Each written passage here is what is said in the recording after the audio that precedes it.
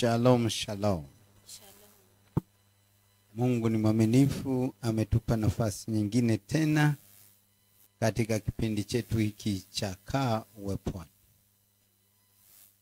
Baba, asante kwa uweza na nguvu zako. Asante kwa matendo yako makuu. Asante kwa kujifunua kwetu tena siku ya leo. Tunaomba Mungu ukatende mapenzi yako kwa kila mmoja. Jifunue kwake kwa utukufu wako. Ni katika jina lako Yesu. Amen. Amen. Basi tunamshukuru Mungu kwamba ametupa nafasi nyingine tena ya kukaa uweponi. Na leo tunaendelea na somo letu. Lengo letu la masomo haya ni kurudisha vilivyoliwa, vilivyoibiwa kwenye maisha yetu. Mungu alituandalia maisha makamilifu kabisa. Kila mtu ana ramani yake kule mbinguni. Imechorwa vizuri sana. Ina kila kitu alichokusudiwa kukifanya hapa duniani.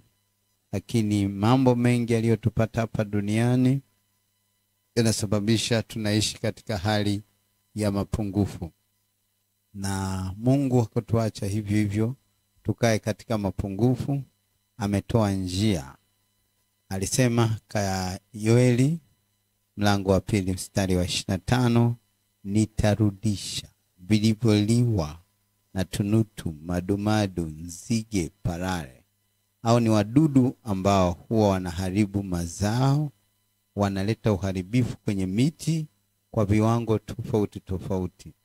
Kwa hiyo haijalishi umeharibiwa kiasi gani, Mungu ana mpango na wewe kukurejesha kwenye kusudi ambalo alilikusudia ulifanye hapa duniani. Bwana asifiwe. Amen. Basi tunamshukuru Mungu tena. Tulianza juu ya sifa za mtu anayefanya mapenzi ya Mungu.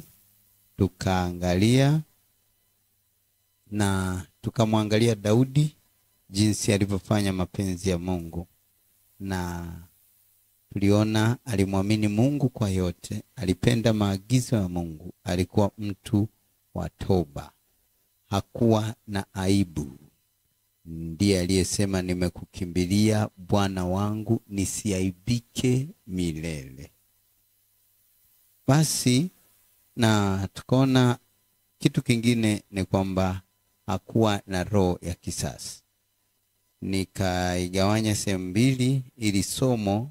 Kasema roho ya kisasi sio mapenzi ya Mungu. Tunapozungumzia juu ya roho ya kisasi, ni swala la kumrudishia uovu mtu aliyekutendea uovu, kumlipa. Kwa hiyo tunapofanya vitu vya namna hiyo, kumfanyia mtu kisasi katika ulimwengu wa roho au kama mtu uliokoka, si sawa. Na tuliona jinsi ambavyo Daudi alivyofanya kwa Sauli. Sauli alimfanyia vitu vingi vibaya, lakini yeye hakulipa vile Sauli alimfanyia.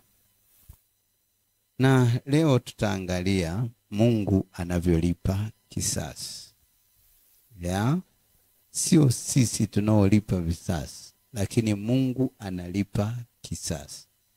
Viona neno jinsi lilivyokuwa linasema kwamba la ipisheni ghadhabu ya Mungu. Mtu anayelipa kisasi anakuwa na hasira au na furaha. Amefanyiwa kitu kibaya, analipa kisasi. Unaona? Sasa tuone Mungu analipaje kisasi. Na sio wewe ndio umwelekeze. Baba mshughulikie. Baba piga yule. Lakini tuone jinsi ambavyo Mungu analipa kisasi kwa kipindi hiki tulicho nacho. Hebu tusikilize amenaswa kwanza, alafu tutaendelea. Anasikia miguu na Mungu. Anasikia miguu na Mungu. Shida nini? Ni nini? Hatakiwi kufanya kazi. Hatakiwi kufanya kazi. Yes. Nani kasema? Mimi hapa. Wewe nani? Rafiki Rama Santa. Hapo aliota mtoto wake, aliota dhahabu nyingi wanazi, lakini kidogo kwenye pochi. Wezi wakaja wakazichukua zile kidogo kwenye pochi. Ni nini inaendelea? baraka zake hizo. Utajiri wake. Kwa hiyo wamechukua tu ni kidogo. Anao bado mwingi sana. Bwana Tele.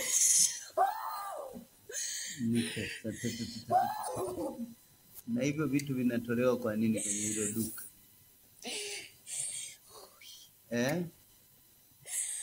Kwa nini vinatolewa kwenye hilo duka?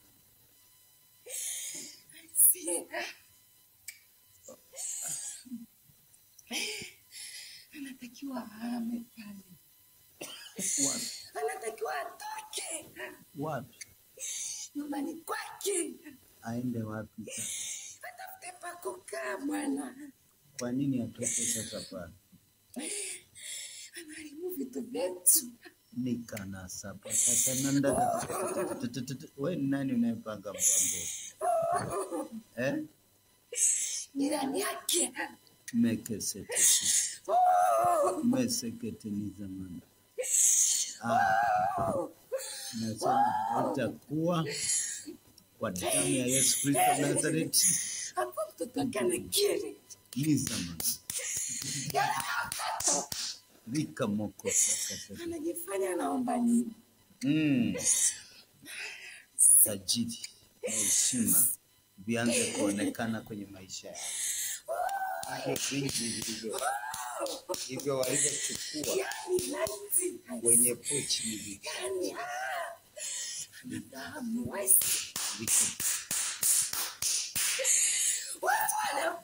Nani walichukua vichana? Kusini, kaskazini, mashariki, magharibi. Nika. Rika. Nao wezi walitoka. Wezi walioiba zile kidogo kwenye pochi ni nani? Wakwetu sisi. Wakwetu sisi.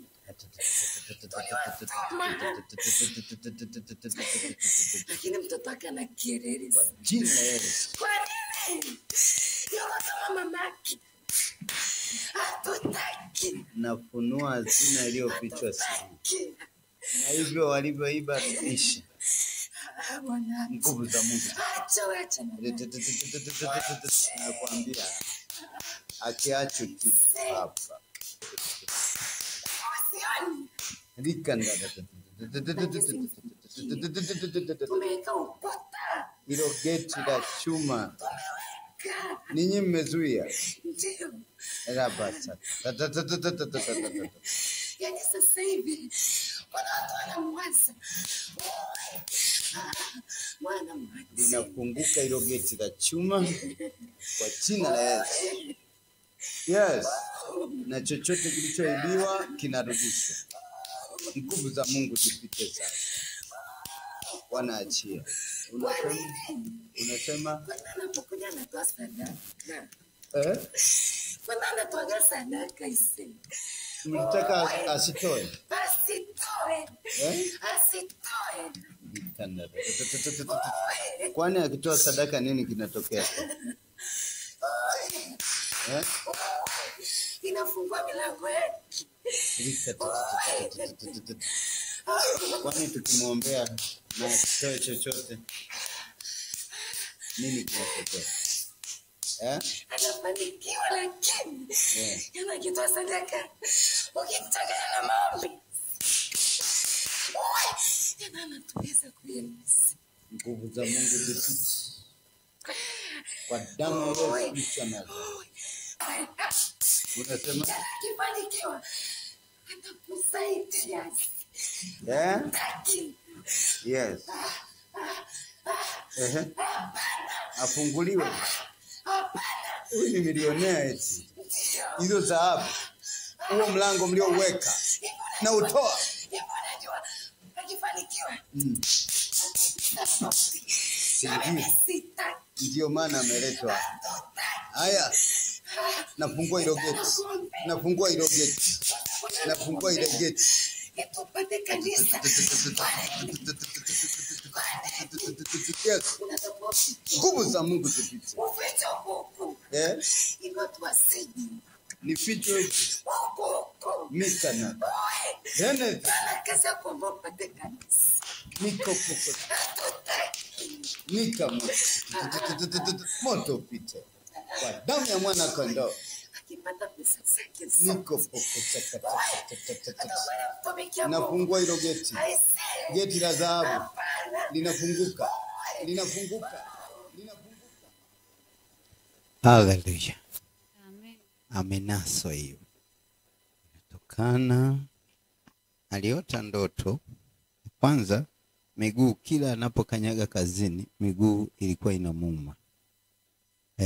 Alafu akaota ndoto amebeba dhahabu kwenye kapochi. Lakini kuna dhahabu nyingi imefungiwa kwenye chumba. Imefungiwa na limlango hivi. Sasa ile aliyoibeba kwenye kapochi wezi wamevamia, wanataka kuchukua. Jiuliza ni ndoto gani hii? Kumbe kinachoendelea kwenye ulimwengu wa roho kwamba ile iliyofungiwa kwenye chumba, dhahabu yote ndiyo maisha yake. Utajiri huu alionao sasa hivi ni tu dhahabu kidogo tu amechukua, na bado kuna wezi wanashambulia uto tudogo ulitonao. Sasa ni vizuri sana, wakati mwingine unaweza ukajiona kwamba huna chochote, kumbe una neema kubwa sana. Lakini kabla kuifikia ile neema, Mungu huwa anatutengeneza kwanza, anaturekebisha kwanza, anatupa. Ni sawa sana mtoto wa tajiri mkubwa, magari yapo mengi nini, hawezi tu katoto kadogo akawa nakapa gari. Kwa huu wakati wa matengenezo ndio wengi wanakwama hapo, anabaki kujilaumu na kuona kama vile anaonewa. Lakini unapovuka hizi changamoto zote, zile baraka zote ambazo Mungu alizikusudia kwako zitakuja. Na mapito tunayoyapitia lengo lake ni kututengeneza. Na Mungu ni mwaminifu, na ndipo aliposema kwamba hakuna jaribu ambalo ni oversize, ni size yako. Kwa hiyo tujue Mungu anatuwazia mambo makubwa na mazuri. Na hii miguu, wakati mwingine rafiki yangu mmoja anasema kila kiingia dukani kwake akuta miguu inawaka moto. Sasa visigino vya namna hiyo ni vizuri kuwa navyo makini kwamba kuna kitu kinaendelea. Unajua visigino hivi wakati mwingine ni ulimwengu wa roho umeona. Unajua rohoni kila kitu kinaonekana. Unakupa signo inayotokea kabisa kwenye mwili. Naona. Sasa hivi vyote ni mawasiliano katika ulimwengu wa roho. Ujue kuna kitu fulani kinaendelea, kuna kitu kinafanyika. Sasa kwa rohoni mambo ya namna hiyo ni kuyaangalia vizuri. Mwingine akiona miguu inauma ataanza vya kwake hiki na kile. Lakini rohoni pia kuna signo zake. Ndio maana tunaanzisha hospitali ya kiroho. Ukiona vipimo vya hospitali havifunction, vya rohoni vina function. Kwa hiyo sisi ni roho, tuna nafsi na tuna mwili. Kwa hiyo haya maeneo yote ni vizuri sana ukayafahamu vizuri na ukayafanyia kazi. Na ndio maana Yohana ile mlango wa 3 anamwambia Gayo, nataka ufanikiwe kama roho yako inavyofanikiwa. Yaani uwe na afya. Yaani hapo alikuwa anaongelea kwamba kiroho, kimwili na nafsi yako vyote lazima vifanikiwe. Hata ungefanikiwa kimwili lakini una huzuni, umekata tamaa, una stress, hiyo sio mafanikio. Uwe na amani moyoni na mwilini uko sawa sawa, rohoni uko fiti. Haya ndio malengo makubwa ya Mungu. Na hili kanisa la hewani linalenga kukusaidia wewe katika mazingira hayo yote.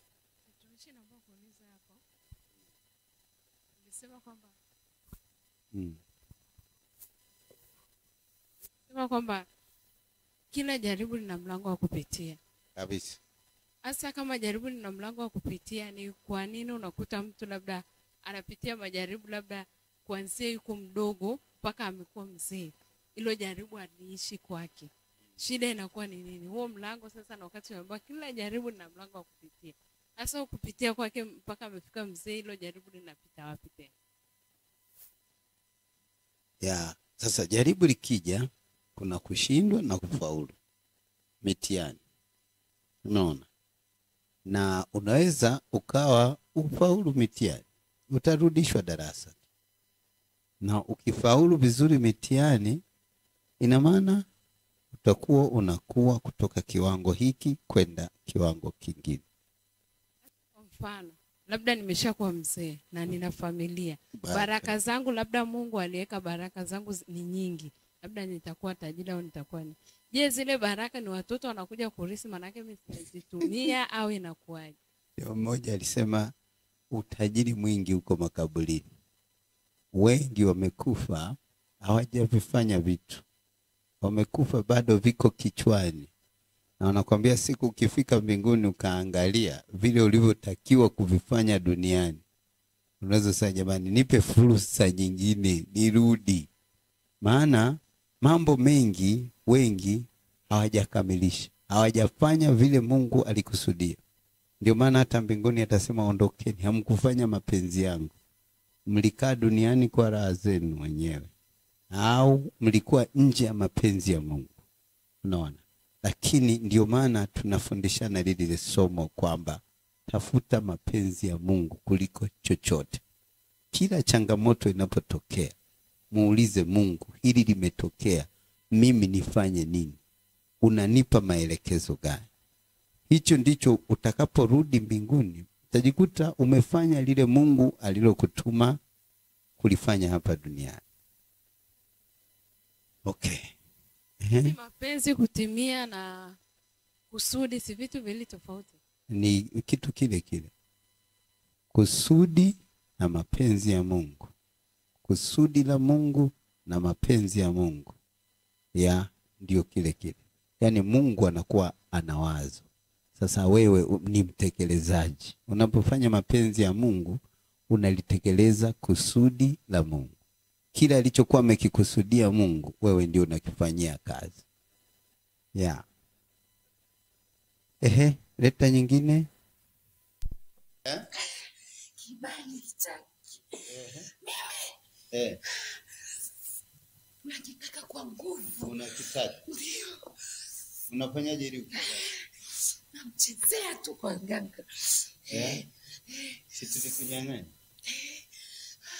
Lakini kitaka. Unakitaka. Unajua alivyo na kibali. Unatumia njia gani kukipata hicho kibali chako? Naenda kwa mustadi. Kwa mustadi. Wenyewe wanafanyaga nini? Wanampaka mavi. Lakini mbona ukipata bado hicho kibali? Mwenzako anazidi kung'aa. Anazidi kupata kibali. Kwa nini sasa? Kwa nini? Kwa nini sasa? Ulitaka. Se. Kwa hiyo waganga wamedanganya. Wamesema nitakipata. Wamenipata kipata. Lakini anatikuache kazi. Ndio ukipata kibali. Kwa umefanyaje ili aache kazi? Aumwe. Umeanza na mgongo. miguu. Misama. Miguu imeshaachiliwa. Na mgongo na shingo. Kwa damu ya mwana kanda kila panda asilolipanda baba naling'oa meseketete odene mekikosi ojemendedededede wanaachia moto kwenye huo mgongo iwe nuru kwa damu ya mwana kanda nguvu za Mungu rapasa wanaotaka kibali kupitia magonjwa nasema waka moto achia mekete nisama likete nacho mtagusa kibali mikata dondo popote jina lake lilipopelekwa na achilia moto teketea kabisa kwa damu ya mwana kondoo moko wanaachia kila mahali kwa damu ya mwana kondoo. Ona miguu inaachia. Yes, huyu kuna kipindi tunimwombea kibali chake kilikuwa kimechukuliwa. Yaani alikuwa akifika kazini anachukiwa tu, mtaani, yaani kila mtu ni kumsema tu vibaya. Baada ya maombi kibali kikarudi. Akashangaa anapata neema. Njoo, yaani anapendwa hapo ofisini. Sasa yule ambaye alikuwa anamfanyizia hivyo vitu kumbe yupo. Akaendelea kupambana, anatafuta namna gani ya kukiondoa kibali. Sasa yeye alikuja akasema, mbona naona yule bosi ni kama aniangalie vizuri tena kwa sasa. Ndio tukaanza kuomba, kumbe wamempaka mavi. Anakitafuta, yani anataka kumchafulia tena kile kibali. Ndio maana tunatakiwa kuwa imara siku zote. Mwingine anasema mbona majaribu yaishi? Kumbe yule anayesababisha yuko sambamba na wewe. Unaona? Fika mahali mpaka afanye vituko vyake vyote ashindwe. Sema huyu hatumwezi tena.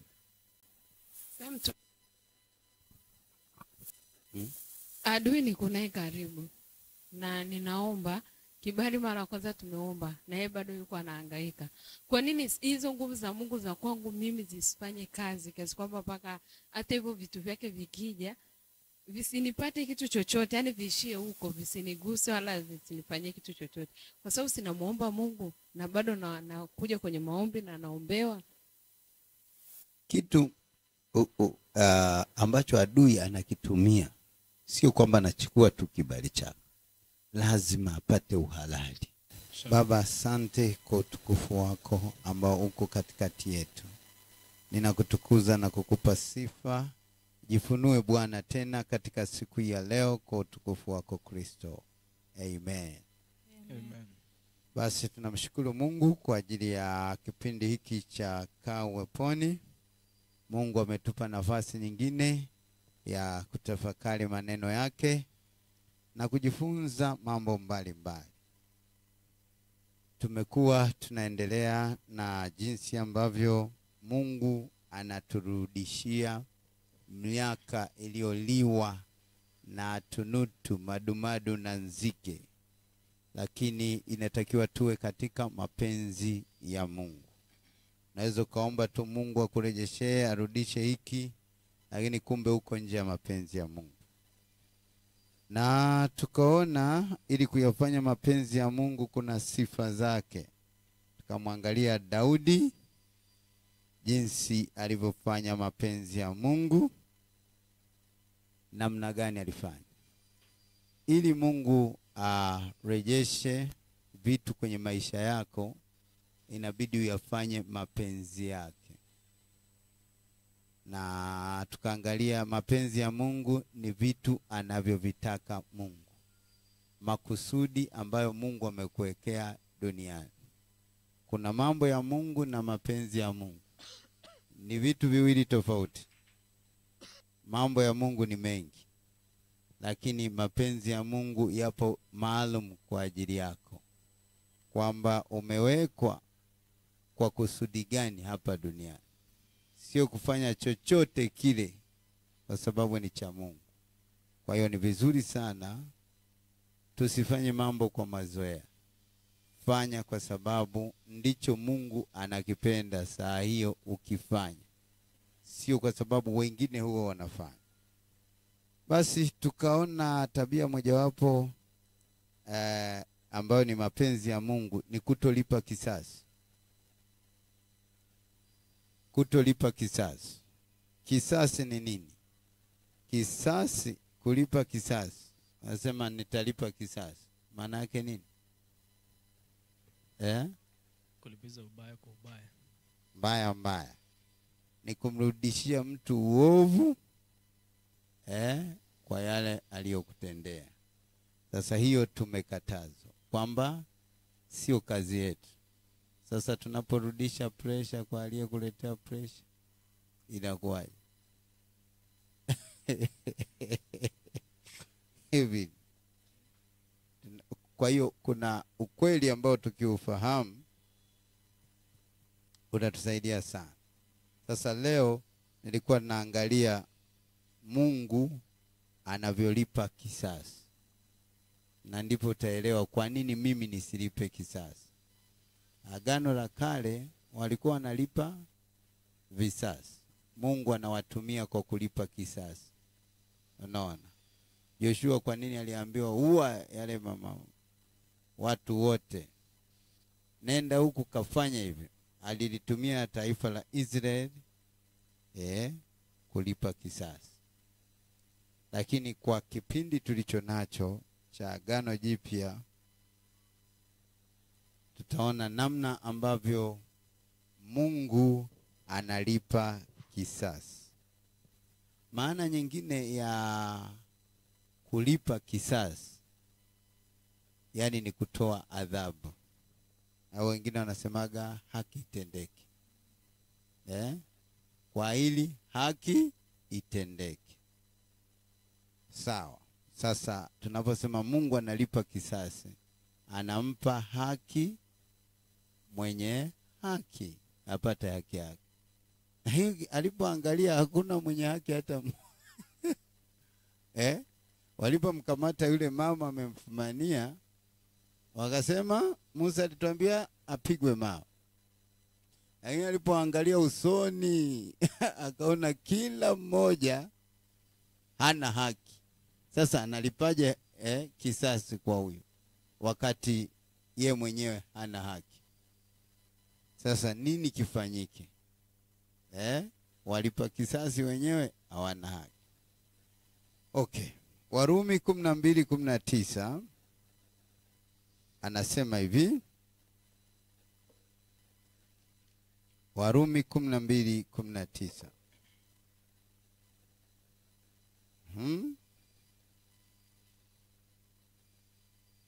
Warumi 12:19 anasema wapenzi, msijilipize kisasi, bali ipisheni ghadhabu ya Mungu, maana imeandikwa, kisasi ni juu yangu mimi nitalipa, anena Bwana.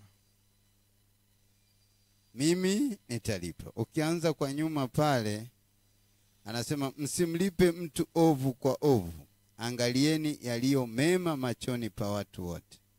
Kama yamkini kwa upande wenu mkae katika amani na watu wote. Na kwa kukoleza zaidi anasema, lakini adui yako akiwa na njaa mlishe, akiwa na kiu mnyweshe. Maana ufanyapo hivyo utampalia makaa ya moto kichwani pake. Usishindwe na ubaya, bali ushinde ubaya kwa wema. Hili ni agizo la Mungu kwetu katika kipindi hiki cha Agano Jipya.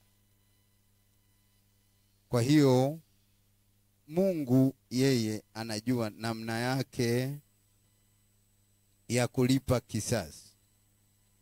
Tukisoma katika Zaburi 94 mstari wa kwanza, neno linatuambia,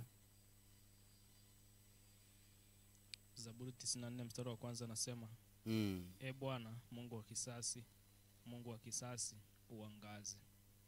Uangaze. Mungu wa kisasi, uangaze. Sasa kuna siku inaitwa siku ya kisasi cha Bwana. Ina maana tunapozungumzia kisasi ni kwamba kama mtu alifanya maovu apewe haki yake, lakini ikaonekana wote tumepungukiwa na utukufu wa Mungu. Mungu akaamua afanye kweli, afanye kisasi. Soma Isaya 61:2.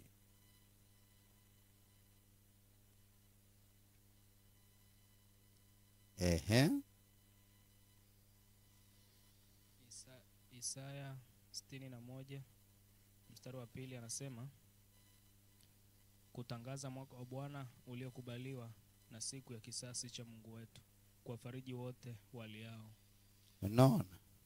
Siku ya kisasi. Lakini ni kisasi, lakini kinaleta faraja, kinaleta furaha. Niko najiuliza hili swali, ni kisasi gani hicho? Kisasi ambacho kinabadilisha, nimefanya uovu, nimefanya makosa, lakini badala ya kupewa kichapo na shangaa ninafarijiwa. Unaona? Anaendelea kusema kutangaza mwaka uliokubaliwa na siku ya kisasi cha Mungu wetu. Mwaka uliokubaliwa maana yake kipindi kilichokubalika. Sio mwaka mmoja tu. Kutangaza kipindi kilichokubalika, ambacho hicho kipindi kitakuwa ni Mungu analipa kisasi. Sasa analipaje kisasi?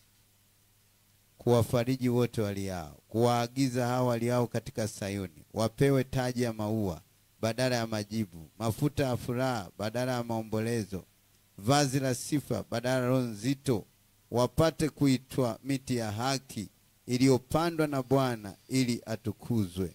Nao watajenga mahali pakale palipoharibiwa, watapainua mahali palipokuwa ukiwa zamani, watatengeneza miji iliyoharibiwa, mahali palipoachwa kizazi baada ya kizazi. Na maana kuna marekebisho. Siku ya kisasi cha Mungu kuna marekebisho. Na kisasi tunaona ni kurudisha maovu kwa maovu. Mimi nilifikiri siku ya kisasi cha Bwana itakuwa ni watu watapigizwa kisawasawa, lakini kumbe ndipo faraja inakuja. Ikoje hii? Tukiangalia katika Agano la Kale, Mwanzo, kitabu cha Mwanzo 4:8 mpaka 16. Tuone watu wakifanya uovu nini kilikuwa kinatokea. Mwanzo 4:8 mpaka 16. Lakini akamwambia Habili ndugu yake, twende uwandani. Ikawa alipokuwapo uwandani, Kaini akamwinukia Habili nduguye akamuua. Bwana akamwambia Kaini, yuko wapi Habili ndugu yako? Akasema, sijui, mimi ni mlinzi wa ndugu yangu. Akasema, umefanya nini? Sauti ya damu ya ndugu yako inanililia katika ardhi. Basi sasa umelaaniwa wewe na ardhi iliyofumbua kinywa chake, ipokee damu ya ndugu yako kwa mkono wako. Utakapoilima ardhi haitakupa mazao yake. Utakuwa mtoro na mtu asiye na kikao duniani. Kaini akamwambia Bwana, adhabu yangu imenikalia kubwa, haichukuliki.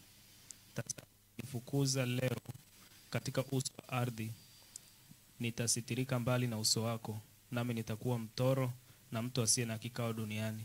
Hata itakuwa kila anionaye ataniua. Bwana akamwambia, kwa sababu hiyo yeyote atakayekuua Kaini atalipizwa kisasi mara 7. Bwana akamtia Kaini alama, mtu amwonaye asije akampiga. Kaini akatoka mbele za uso wa Bwana, akakaa katika nchi ya Nodi mbele ya Eden. Amen. Sasa laana ndio zinaanza kuachiliwa. Haya, Adam na Eva kuna laana ziliwafuatilia. Sasa anakuja Kaini, anasema damu ya nduguyo inanililia, na laana inamfuatilia. Kwa hiyo ina maana kwa sababu kafanya uovu huu, basi anatakiwa apewe adhabu kwa sababu ya kile alichokifanya. Sasa Mungu analipaje kisasi kwa agano jipya? Hiyo tunaona agano la kale, jinsi ambavyo kisasi cha Mungu, ukileta ujinga hapo, ikifanyika hicho hapo. Unaona, mwingine akachungulia akaona wanadamu kila mtu anawaza vibaya, teketeza wote, wakapona, wakapata neema wale 8. Unaona, sasa ndivyo ambavyo kisasi cha Mungu kilikuwa kinaendelea, na sheria mwishoni ikatengenezwa kwamba ukifanya hivi kisasi chake kiwe hivi, ukifanya hivi adhabu yake iwe hivi. Hali hiyo ikaendelea, lakini bado mwanadamu sio kwamba ndio alirekebika au ilikuwaje. Na sasa hii Isaya 61 anatuambia mwaka wa kisasi cha Bwana, siku iliyokubaliwa. Na tunaona Yesu alipokuja duniani akatangaza huo mwaka.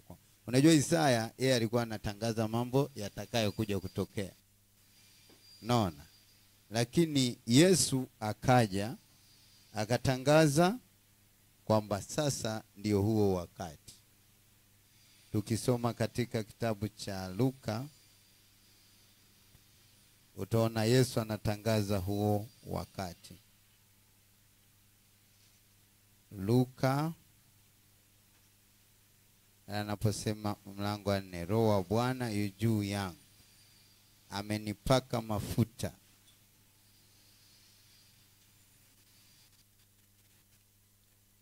haya. Soma. Nasoma Luka 4 kuanzia 18. Mtaanzia mstari wa 17. Anasema, akapewa chuo cha nabii Isaya, akakifungua chuo, akatafuta mahali palipoandikwa, Roho wa Bwana yu juu yangu, kwa maana amenitia mafuta kuwahubiri maskini habari njema. Amenituma kuwatangazia wafungwa kufunguliwa kwao, na vipofu kupata kuona tena, kuwaacha huru waliosetwa. Amen. Amenituma na kutangaza mwaka wa Bwana uliokubaliwa. Naona mwaka wa Bwana. Tunaposema mwaka, sio mwaka 2025. Ni kipindi cha Mungu kilichokubaliwa. Unaona, kikawa ni kipindi ambacho tupo mpaka leo.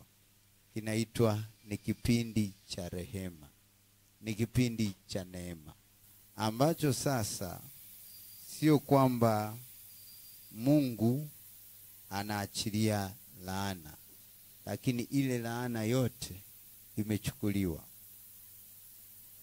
imepata majibu.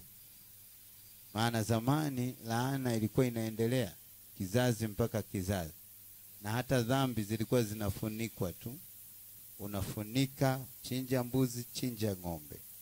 Lakini kwa agano jipya tunaona neema ya Mungu, kipindi kimetangazwa. Hapa anaposema mwaka uliokubaliwa, kwa agano la kale walikuwa wanaita Jubilee. Maana yake mwaka uliokubaliwa kilikuwa ni kipindi maalum ambacho hukumu hazifanyiki kama jinsi ilivyotakiwa. Kama ni watu walikuwa na madeni unadaiwa, ikifika Jubilee hakuna naye kudai. Unaona ulikuwa unadaiwa. Ikifika hicho kipindi cha Jubilee ilikuwa ni miaka 50. Hata ardhi ilikuwa inaachwa hailimwi, majani yanajiotea. Kwa hiyo kulikuwa na vitu vingi vilivyokuwa vinafanyika kipindi hicho cha Jubilee. Nataka angalia Walawi 25:11. Sasa alipokuwa anasema kutangaza mwaka wa Bwana uliokubaliwa, ilikuwa ni kama kutangaza Jubilee au kutangaza kipindi cha rehema, kipindi cha sheria kutoangaliwa tena, lakini mtu anapata ofa yake. Ni kama kwenye nchi kila mwaka nafikiri kunakuwa na msamaha wa rais. Sasa kuna vigezo vinatolewa, alafu nashangaa wale wafungwa wanaachiwa ambao walikuwa gerezani, wanaachiliwa tu. Sio kwamba amelipa yale malipo, lakini ameachiliwa. Ndiyo maana ya kutangaza mwaka uliokubaliwa. Na mwaka anaposemea hapa sio mwaka mmoja tu, ni kipindi maalum ambacho kimetangazwa sasa kwenye ulimwengu. Hichi ni kipindi cha rehema. Kwa hiyo mwaka wa Jubilei ulikuwa mwaka wa neema, mwaka wa rehema.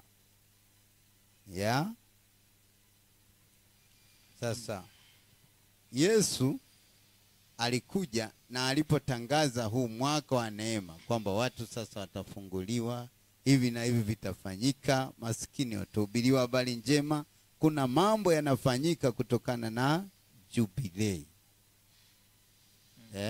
Ambacho ndicho kipindi tulicho nacho. Kwa hiyo tuko kwenye kipindi ambacho ni tofauti na Agano la Kale.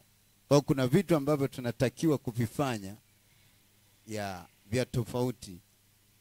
Ndio maana unakuta sasa wengine wanafanya nje ya Jubilei. Ni kipindi ambacho kimetangazwa kwamba ni kipindi cha rehema, sio cha visasi. Yes. Yesu akatoa mfano mwingine kwamba unaposhindwa kumsamehe mwenzako ni sawasawa na yule ambaye alisamehewa deni kubwa na mfalme, alafu alipomuona mwenzake ambaye anamdai deni dogo akataka kumfunga. Yule bwana akamwangalia, wewe mbona umesamehewa deni kubwa? Akakamatwa akawekwa ndani kwa sababu tu ya kutosamehe. Kwa hiyo lazima tujijue tuko kwenye kipindi gani. Mungu ametuhurumia, ametufanyia mambo makubwa sana kwenye maisha yetu. Kwa hiyo moyo wa kisasi utakiwe kuwa na. Sasa kisasi cha Mungu kilifanyikaje? Hebu nikwambie, katika kitabu cha Waebrania 12:24 tuone iligeukaje kisasi. Badala ya kupigwa tunafarijiwa. Waebrania 12:24 anasema na Yesu mjumbe wa Agano Jipya, na damu ya kunyunyizwa inenayo mema kuliko ile ya Habili. Yesu mjumbe wa Agano Jipya. Sawa? Damu yake inanena mema kuliko ya Habili. Ya Habili ilikuwa inasemaje? Kisasi. Ilikuwa inadai kisasi. Lakini hii ya Yesu yenyewe haidai kisasi. Ni kweli wamekosea, ni kweli wamemsulubisha mtu asiye na hatia, lakini wasamehe. Naona sasa ndicho kipindi ambacho tupo, mjumbe wa Agano Jipya. Kwa hiyo ni wakati ambao tunatakiwa tutembee katika hali ya kusamehe. Ukisoma ile Luka 23:34, Luka 23:34,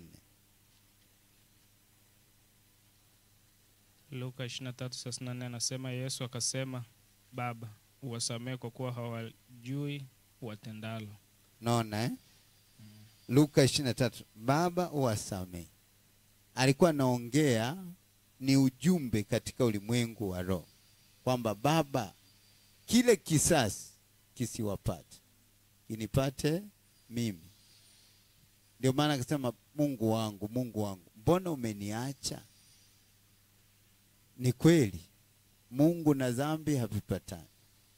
Saa hiyo Yesu aligeuka dhambi kwa sekunde kadhaa, maana alichukua dhambi yote ya ulimwengu. Sasa kwenye ulimwengu wa roho, unapompokea Yesu, Mungu haioni tena dhambi yako. Unaona? Anaona damu. Na ile damu haiongei kama ya Habili, inasema samehe. Na ndio maana maombi ya rehema ni ya muhimu sana. Unajua ulimwengu wa roho unakutangazia kwamba uko huru, lakini unaweza kujishangaa bado umefungwa. Ufahamu wako juu ya neno la Mungu na kuitumia ndio inasababisha upokee hiyo haki yako. Kwa hiyo tunapojua ya kwamba hizi laana kumbe tayari zilishachukuliwa, ndipo naanza kuitumia damu ya Yesu kuziondoa kwenye maisha yako. Lakini haikuwepo kitu cha namna hiyo. Kama umelaaniwa, anasema tu huyu ni mlaaniwa, ndio alivyo. Lakini kwa sasa yako majibu. Ni sawa ugonjwa wa ukoma kwenye Agano la Kale. Ilikuwa uruhusiwi hata kusogea. Yaani unavaa mpaka kibao kinasema yule ana ukoma asisogelewe. Na kuhani ndio alikuwa hatakiwi kuwasogelea. Lakini Yesu alipofika aliuondoa ukoma. Mtu akawa anakuwa huru. Kwa hiyo tupo kwenye agano ambalo ni la muhimu sana. Lakini lina masharti, nalo lina sheria zake, lina kanuni zake. Sheria zote zile zimefutwa. Sijui usifanye nini, usifanye nini. Imebaki sheria moja, ni ipi? Pende Bwana Mungu wako kwa moyo wako wote. Upendo. Anasema amri mpya nawapa, pendaneni. Kwa hiyo kitu ambacho tumepewa, ukitaka kwenye nyakati tulizo nazo, upendo. Upendo ndio amri ambayo tumepewa.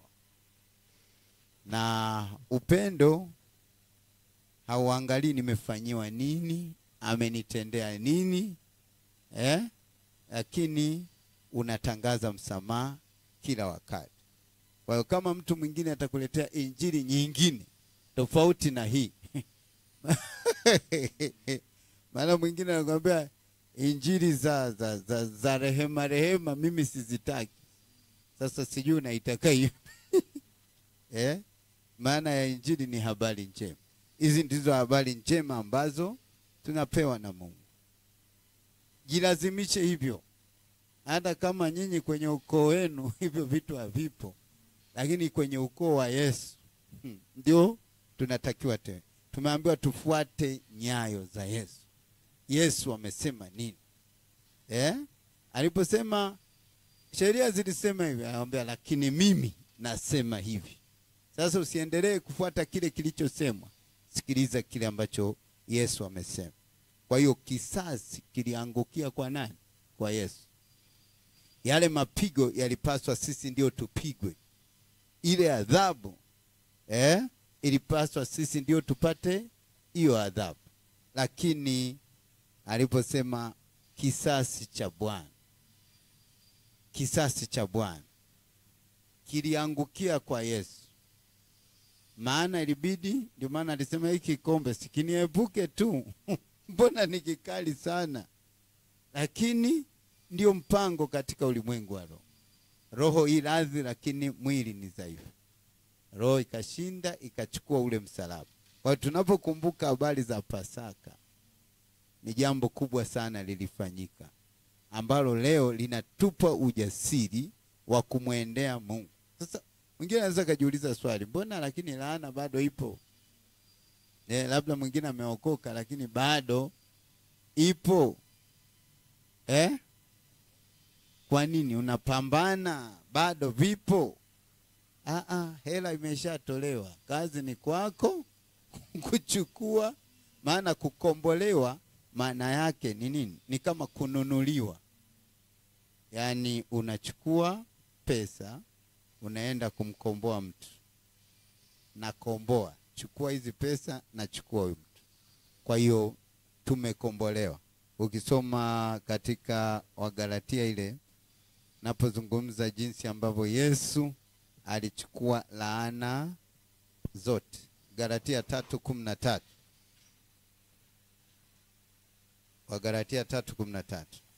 Galatia 3:13 anasema Kristo alitukomboa katika laana ya torati, kwa kuwa alifanywa laana kwa ajili yetu. Maana imeandikwa, amelaaniwa kila mtu angekwae juu ya mti. Alifanywa laana kwa ajili yetu. Kwa hiyo kama kuna laana zinakufuatilia, kazi kwanza mpokee Yesu, pili tumia zile pesa ambazo Yesu amekupa kwa ajili ya kuiondoa laana. Sasa si ile tu angekufa basi zingeondoka automatic. Ni yeye mwenyewe alisema, ombeni nanyi mtapewa, tafuteni mtaona, bisheni mtafunguliwa. Maana pasipo kuomba sasa, usije ukafikiri laana zitajiondokea zenyewe. Si mimi nimeokoka, ni kutangaza tu. Ombeni. Ukiona maombi yamegoma, tafuta shida ni nini. Maana unakuta mtu nimeomba mpaka nimechoka. Anamwambia tafuteni chanzo ni nini. Na wakati mwingine Mungu anakuletea ndoto, anakufunulia ili jambo halitoki kwa sababu ya hiki na hiki. Alafu bisheni mtafunguliwa. Kwa hiyo kuna maombi ya viwango mbalimbali yanayotakiwa kuendelea ili hizo laana ziondoke. Lakini kwenye ulimwengu wa roho tayari, ndio maana anakuambia kwa kupigwa kwake tuliponywa. Yaani uponyaji wewe tayari umeshapona kabla hata hujaugua. Ndio maana uliugua na leo umepona. Yaani hata uko hoi kitandani unasema kwa kupigwa niliponywa tayari. Kwa hiyo ni muda tu. Uponyaji wangu tayari uko ndani yangu. Ukili vile ambavyo vimefanyika kwenye ulimwengu wa roho ndio vinakuja kwenye maisha yangu. Sio nakufa jamaa. Nakufa. Nani kakwambia? Hizo ni kauli za shetani za kusema nakufa, nimekwisha. Ni kweli hali hiyo itakupata, lakini wewe unasemaje? Ulimwengu wa roho unaangalia maneno, nini kimetamkwa. Kwa hiyo tunapoona kwamba Yesu ameondoa laana, sio kwamba hutakutana nazo, utazikuta. Lakini utakapozikuta ujue kwamba wewe uko hapa kinyume cha sheria. Ndio maana ya kwamba shetani ni mwongo. Wewe ukikuta kuna laana inaendelea kutafuta wewe, shetani acha uongo. Hii kesi imeshaisha. Ninakuondoa. Unaona? Kwa hiyo kuijua kweli ni kitu cha muhimu sana. Sasa kuna wengine laana ipo hapo anasema hapana haipo. Yaani wanaekti kama hamna kitu kama hicho. Wakati kipo kishughulikie kwa kutumia damu ya Yesu, kiondoke. Mpaka usikione tena. Sio tu niendelee tu kukiri kwamba hamna. Kama ipo, omba. Ukiomba ukikuta yagoma, tafuta chanzo chake ni nini. Na ukikipata chanzo chake, basi hicho kitu kiondoke. Kuna jambo la kufanya katika mtu kukombolewa kwake. Kuna vitu ambavyo unatakiwa wewe ufanye. Maadamu ahadi ipo, wewe endelea kufanya bidii ili hiyo ahadi itimie kwenye maisha yako, ili itokee kwenye maisha yako. Hii ndio maana alivyosema Mungu analipa kisasi. Kile kisasi kimechukuliwa na Yesu. Unaona? Sasa kwa kumwamini Yesu kuwa Bwana na Mwokozi wako, ni wakati wako wa kufarijiwa. Sasa haya mambo ya rohoni huwa yanapatikana kwa imani. Pasipo imani haiwezekani. Na imani huja kwa kusikia neno la Kristo. Kwa hiyo ni vizuri sana ukasikia Kristo anasemaje juu ya changamoto yoyote unayopitia. Mungu anasema nini juu ya tatizo ambalo labda umekutana nalo linakusumbua. Ni vizuri sana kumwendea Yesu. Umesema hivi na hivi na ninakiona hiki na hiki. Sasa unapoomba rehema, ile damu ya Yesu inaondoa kile kitu. Na katika kipindi hiki cha mwaka uliokubaliwa, tuna uwezo wa kuongea na Mungu, kusikiliza Mungu juu ya jambo lolote unalolipitia, juu ya changamoto yote unayokutana nayo. Mungu anayo majibu yako. Tumeshi na swali hapo. Nasema kwenye huu mwaka uliokubaliwa, kuongea na Mungu ni kama rahisi kuliko nyakati za zamani. Kabisa. Lakini mbona hapo wengi wanaamini kwamba kina Ibrahim ndo waliongea na Mungu direct na kwa lugha nyepesi zaidi kuliko sasa hivi. Unakuta kupata sauti ya Mungu ni kugumu sana. Shida inakuwa wapi hapo? Kwa sasa kwanza tuna ofa kubwa sana. Zamani mtu aliyeruhusiwa kuongea na Mungu, yani alikuwa mtu, tuzungumze kwa ajili ya hekalu, ni kuhani, na mara moja kwa mwaka ndio anabeba madhambi ya watu wote anapeleka kwa. Alafu Mungu anawashughulikia. Kwa hiyo kulikuwa na process ndefu sana. Lakini Agano Jipya, sisi ni hekalu. Yani kila mtu ni hekalu. Pazia sililipasuka. Unajua lile pazia lilikuwa linatenganisha lile eneo la patakatifu pa patakatifu ambapo haruhusiwi mtu mwingine kuingia. Sasa ghafla akakuta pako wazi. Mpaka chumbani kunaonekana. Si ulizoea kufunga na fungu. Siku hiyo mlango unashangaa uko wazi. Kumbe ndio kuko hivi huku chumbani.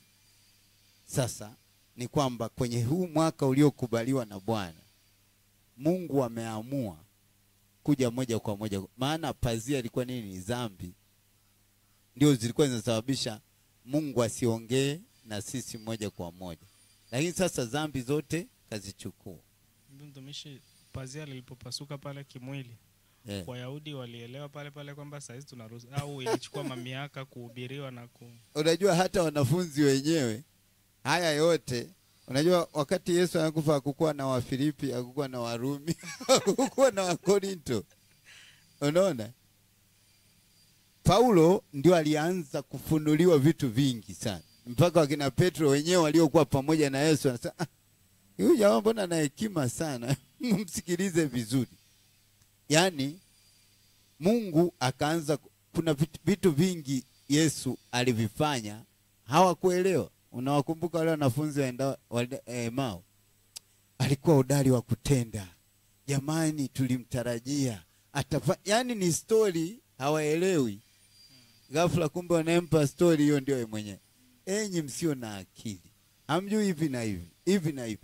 Kwa hiyo kadiri maisha yalipoendelea, waliendelea kupata ufunuo. Kwa nini Yesu alifanya hiki? Kwa nini? Ndio ukakuta hii injili ikaandikwa. Unaona? Na kadiri tunavyoendelea, Mungu anazidi kutufunulia. Kuna vitu tunavielewa leo, lakini akina Yohana walikuwa wavielewa. Mfano, Yohana alikuwa anaeleza juu ya ufunuo wa Yohana. Anaelezea nzige ambao sijui moto unatoka. Lakini sisi kwa leo tungesema niliziona helikopta zikiruka angani au nililiona bomu la nyuklia. Yeye kipindi hicho hakuona. Kwa hiyo ndio maana Roho Mtakatifu yupo kufunua wazi kwamba Yesu aliposema hivi alikuwa anamaanisha hivi. Ndio Paulo alikwenda jangwani, alikaa kule miaka kadhaa. Miaka mitatu. Alipotoka huko alipata mafunuo mengi sana. Yesu sasa akaanza kumfunulia. Mpaka mtu anasema hii injili akija kuipinga mwingine hata malaika akishuka ana uhakika na kile alicho kufunuliwa.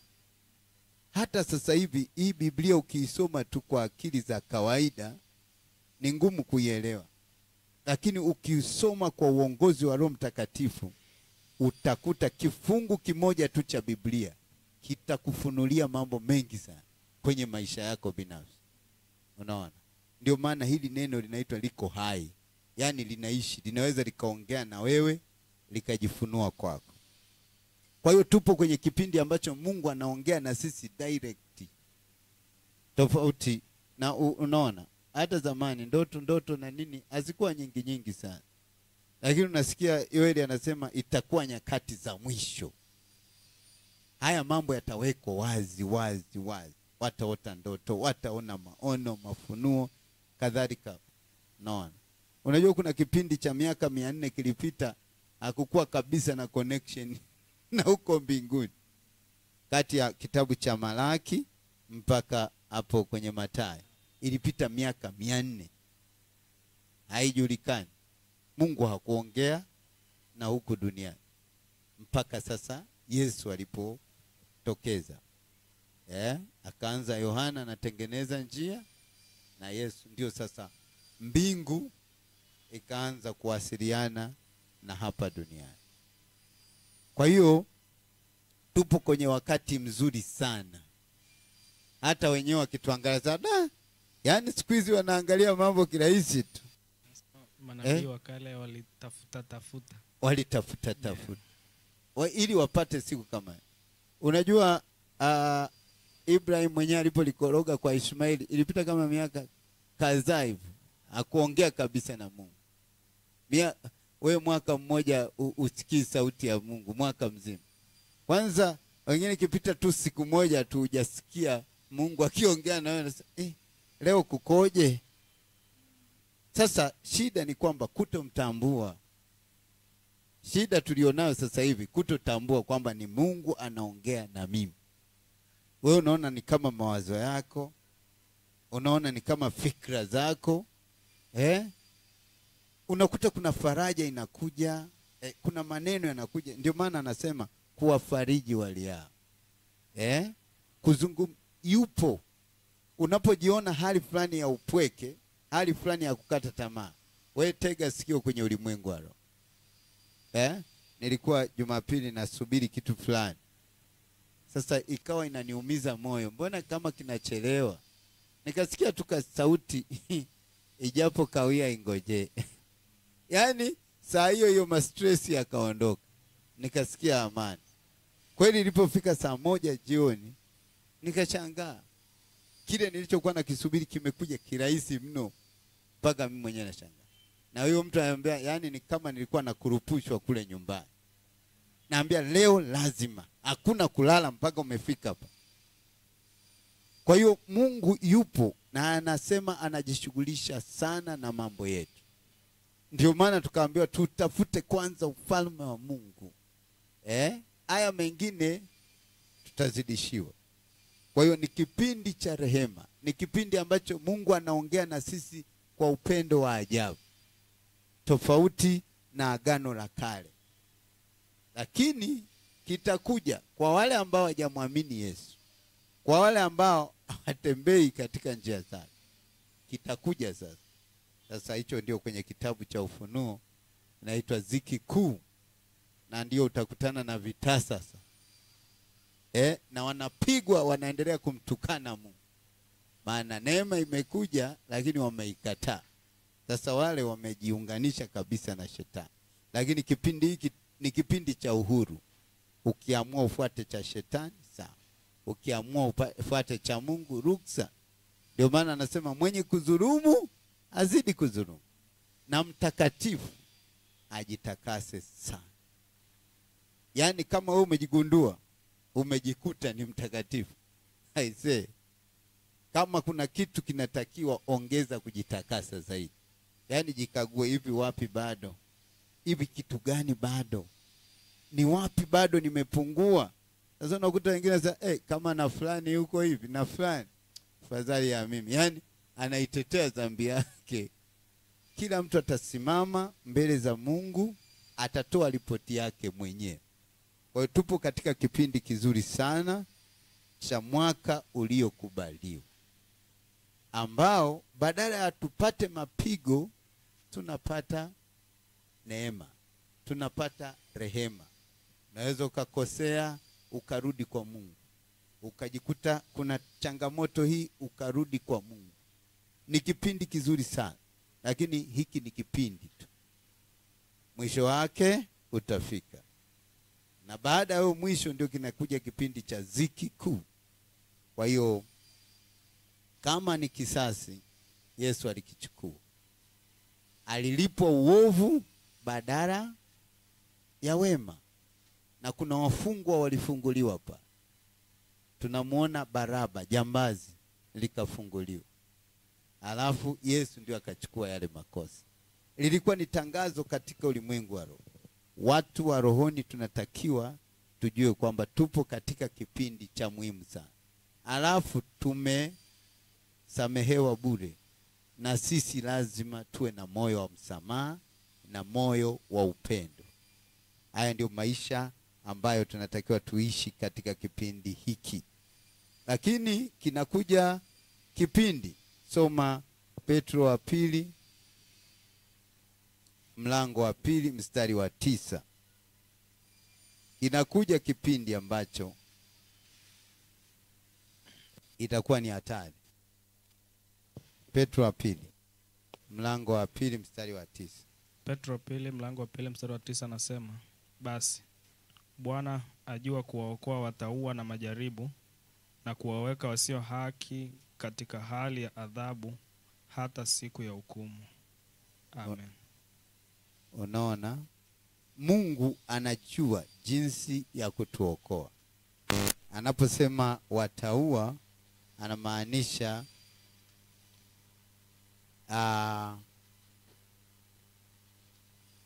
naona tukianzia mstari wa 4 anasema, kwa maana ikiwa Mungu hakuwaachilia malaika waliokosa, bali aliwatupa shimoni, akawatia katika vifungo vya giza walindwe hata ije hukumu. Wala hakuachilia ulimwengu wa kale, bali alimhifadhi Nuhu, mjumbe wa haki, na watu wengine 7, hapo alipoleta gharika juu ya ulimwengu wa wasiomcha Mungu. Tena akaihukumu miji ya Sodoma na Gomora, akiipindua na kuifanya majivu, akaifanya iwe ishara kwa watu watakaokuwa hawamchi Mungu. Baada ya haya akamuokoa Lutu yule mwenye haki, aliyehuzunishwa sana na mwendo wa ufisadi wa hao wahalifu.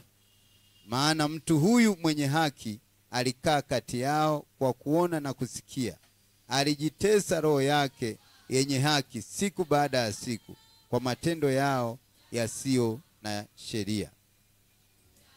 Anasema basi Bwana anaelezea jinsi Mungu alivyokuwa akitoa kisasi kwa maovu yaliyopita huko nyuma.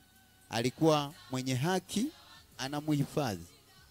Anasema bali Bwana ajua kuwaokoa watauwa na majaribu, na kuwaweka wasio haki katika hali ya adhabu hata siku ya hukumu. Kwa hiyo Mungu anatuokoa, anatuhifadhi, ambapo itafika siku ya hukumu, ambao sasa wale ambao walishindwa kuitumia hii fursa ya mwaka uliokubalika, wakang'ang'ania kuishi jinsi wanavyojijua wenyewe, basi hao watu wako namna gani? Anasema na hasa wale waufuatao mwili katika tamaa ya mambo machafu na kudharau mamlaka, wenye uchupavu, wenye kujikinai, hawatetemeki wakiatukana matukufu, ijapokuwa malaika ambao ni wakuu zaidi kwa uweza na nguvu hawaleti mashtaka mabaya juu yao mbele za Bwana. Lakini hao kama wanyama wasio na akili, ambao walizaliwa kama wanyama tu na kukamatwa na kupotezwa, wakikufuru katika mambo wasiyoyajua, wataangamizwa katika maangamizo yao, wakipatikana na madhara ambao ni ujira wa udhalimu wao, wakidhania kuwa mlevi wakati wa mchana ni anasa. Wamekuwa ni mawana aibu, wakifuata anasa zisizo kiasi katika karamu zao, na upendo wafanyapo karamu pamoja nanyi. Wenye macho yajaayo uzinzi, watu wasiokoma kutenda dhambi, wenye kuadaa roho zisizo imara, wenye mioyo iliyozoezwa kutamani, wana walaana, wakiacha njia iliyonyooka wakapotea, wakifuatia njia ya Balaam mwana wa Beori, aliyependa ujira wa udhalimu, lakini alikaripiwa kwa uhalifu wake mwenyewe. Punda asiyeweza kusema, akinena na sauti ya kibinadamu, aliuzuia wazimu wa nabii yule. Hawa ni visima visivyo na maji na mawingu yachukuliwayo na tufani, ambao weusi wa giza ni akiba waliowekewa. Unaona? Kwa hiyo kuna maisha ambayo yanakusababisha usubiri ile sasa hukumu yenyewe. Hii neema tulio nayo, ambayo kisasi ambacho Mungu alitakiwa akupige wewe, amepigwa Yesu. Sasa baada ya Yesu kupigwa, ni kwamba wewe neema ulio nayo ni kwamba unatumia damu ya Yesu kuondoa ule uovu. Alafu maana ya neema sio kwamba uendelee tu kutenda dhambi, maana si Mungu alishasamehe. Hapana. Neema inatufundisha kukataa ubaya. Inatusaidia. Kama kuna ubaya unauona kwenye maisha yako, neema itakufundisha kwamba ukatae hiyo hali. Sio ya kwako. Hata kama ililazimishiwa kwenye maisha yako. Lakini iko neema ya Mungu ambayo itakusababisha uishi maisha ya kumpendeza Mungu. Kuna mama mmoja nilikuwa na mbanae, akasema yeye anasikia hisia tu ya kutoka nje ya ndoa, na zikija hizo ana break anajikuta ameishatoka nje ya ndoa na ameokoka. Hiyo hali kishatokea, anasikia maumivu makali. Nilipoanza kuomba naye, akasema ghafla vikalipuka vitu. Ikasema huyu tulishakabidhiwa. Kuna kipindi alipelekwa kwa waganga kwa ajili ya ulinzi, lakini kumbe badala ya ulinzi kuna pepo la zinaa liliwekwa hapa kifuani. Sema kuna chale iko hapo kifuani. Kwa hiyo ikiamka inamkurupusha hivyo. Lakini neema iliposhuka ikakamata hiyo kitu, hiyo nguvu ya kutenda dhambi, ikaichomoa. Kwa hiyo mtu anapata, sio anajilazimisha. Unajua kuokoka sio yani unakuta mwingine anatamaa lakini anajilazimisha. Anatamani pombe, ni kwamba kwa sababu tu nimeokoka, lakini ningepiga glasi 2-3. Yesu anapokuja anangoa ile hali, utamani tena. Dhambi inaondolewa kabisa. Kwa hiyo kama unaona tamaa bado zinakusumbua, omba neema ya Mungu ikusaidie kuondoa hicho kitu kabisa, kitoke. Ndio maana Yesu alipomwambia usizini, Yesu sasa sio swala la usizini. Shughulikia macho. Fanya operation ya macho. Maana ndiko kuna kuanzia huko. Aliposema usiue, akasema sio issue hiyo. Hasira zenyewe zinaanzia wapi? Ziondoke. Kwa hiyo Mungu atusaidie sana. Kazi iliyofanyika msalabani sio ya kawaida. Tumepata neema na rehema. Rehema inatusaidia kuondoa uchafu wote, na neema inatusaidia kuishi maisha matakatifu ya kumpendeza Mungu. Amen. Baba mtakatifu, Mungu muumba mbingu na nchi, asante Bwana kwa mwaka wa kisasi uliokubaliwa. Ya kwamba Mungu kisasi ambacho tulitakiwa tupigwe sisi, amekichukua Yesu. Kwa kupigwa kwake tumepona. Baba, tupe neema ya kuishi maisha yanayokupendeza kupitia hii neema uliyoachilia kwetu. Katika jina la Yesu tukafarijike. Katika jina la Yesu, Mungu akufungue yote unayosikiliza. upate kuishi maisha ya amani na furaha. Maana laana yako, mateso yako, yupo aliyekufa kwa ajili hiyo. Katika jina la Yesu Kristo, utoke kwenye kila teso, kwenye kila kifungo, uwe huru kuanzia sasa. Katika jina la Yesu Kristo. Amen.